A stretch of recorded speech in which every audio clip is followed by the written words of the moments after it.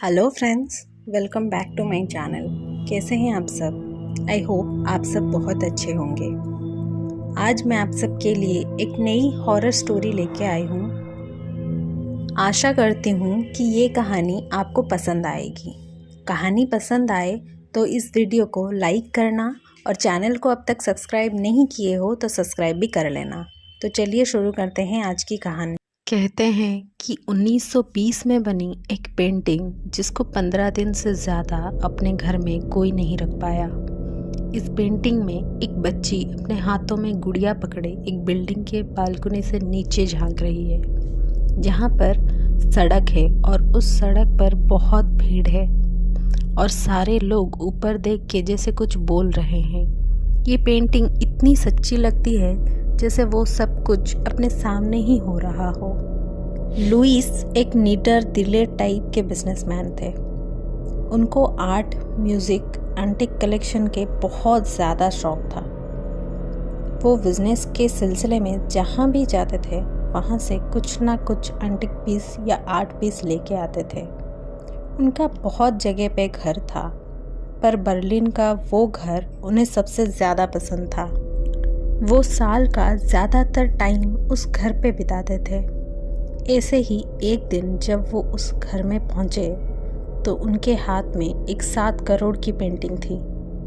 अपने नौकरों से बोल के उन्होंने वो पेंटिंग अपने मास्टर बेडरूम में लगवाई। ये वही पेंटिंग थी जो 1920 में बनी थी। दिन भर के थकान के बाद जब लुइस अपने कमरे में सो रहे थे तो उनका नींद एक आवाज़ से खुली। वो आवाज़ उनके बाथरूम के पास से आ रही थी। उन्होंने जब उठ के देखा तो वहाँ एक गुड़िया थी। उनको ऐसा लगा कि ये गुड़िया उन्होंने पहले कहीं देखा है, पर याद नहीं आ रहा था कि कहाँ देखा है। उन्होंने उस गुड़िया को उठाया और उसका बटन ऑफ कर दिया।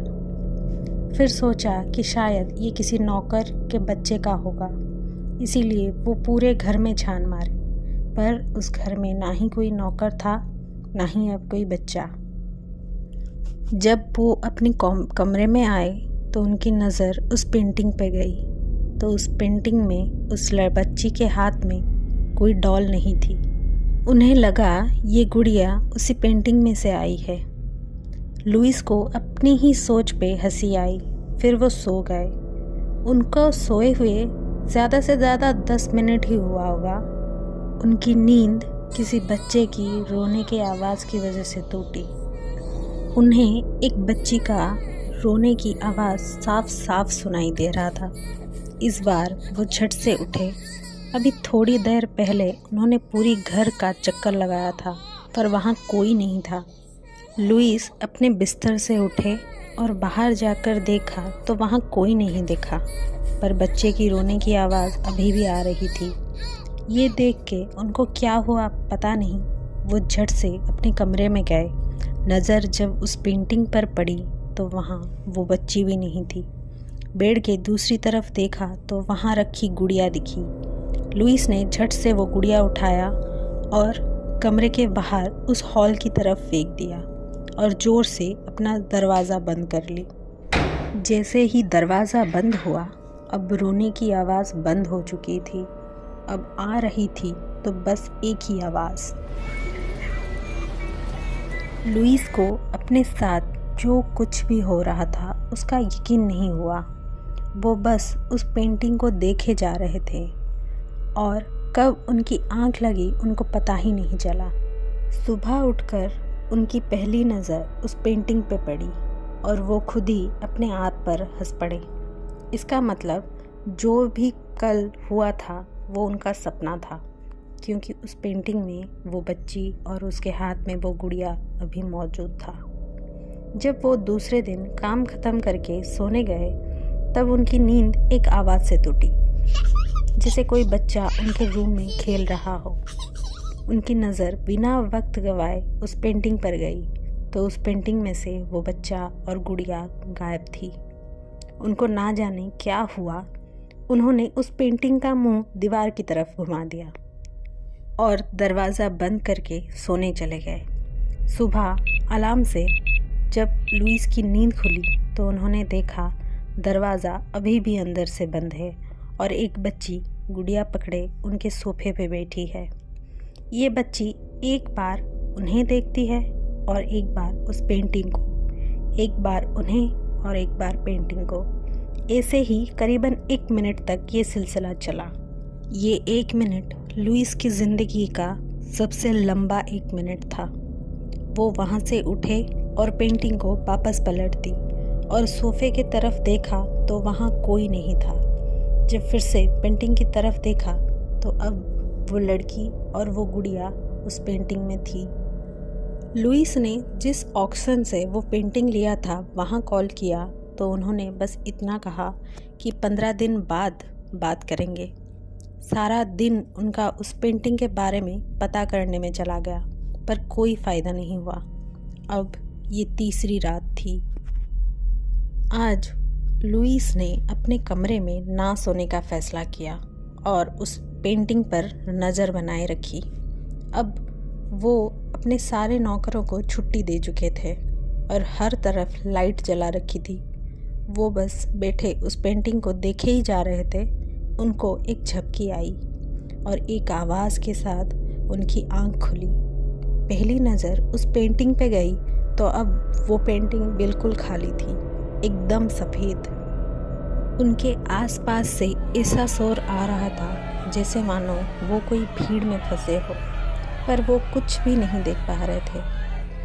कोई कितना भी बहादुर क्यों ना हो, इन सब चीज़ों को देखकर डरना स्वाभाविक था।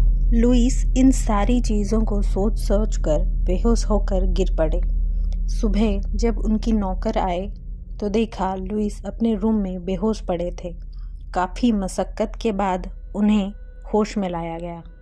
उनको होश आते ही उनकी पहली नज़र उस पेंटिंग पर पड़ी जो अब बिल्कुल नॉर्मल थी जैसे पहले था। वो उसी सुबह अपने घर मार्शल लौट आए। अब उनको खुशी थी कि वो सारी चीज़ें अब उनके साथ नहीं होगी। वो घर आने के बाद अपनी बेटी के साथ बालकनी में खेल रहे थे कि उनको अजीब सी आवाज़ आ रही थी। उन्हें नीचे देखा तो बहुत सारे लोग वहाँ खड़े थे और ऊपर देखकर बचाओ बचाओ चिल्ला रहे थे। उन्होंने ठीक से देखा तो उनके बिल्डिंग में आग लगी थी और फायर अलार्म बजा रहा था। उन्होंने झट से अपनी बेटी को गोद में लिया और लिफ्ट की ओर भागे। किस्मत से वो लिफ्ट खुली थी। वो झट से लिफ्ट के अंदर गए।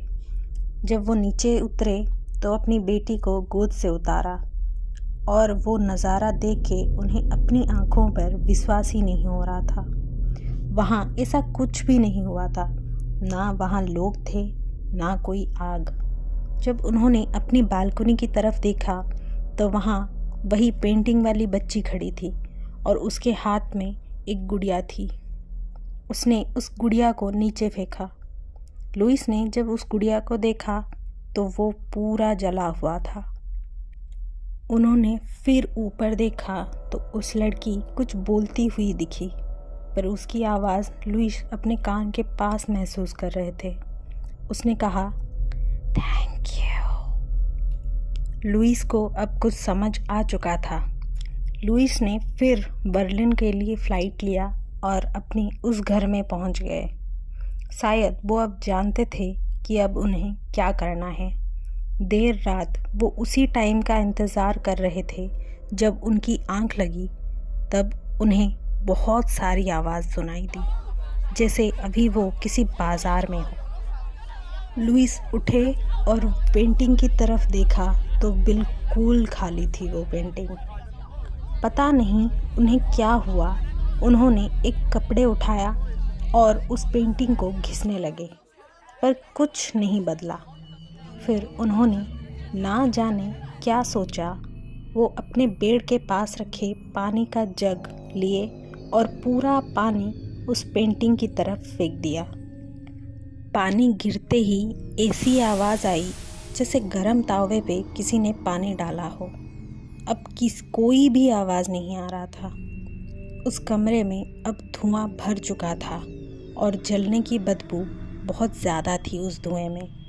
तभी उनका शार्ट पकड़े किसी ने धीमे से खींचा।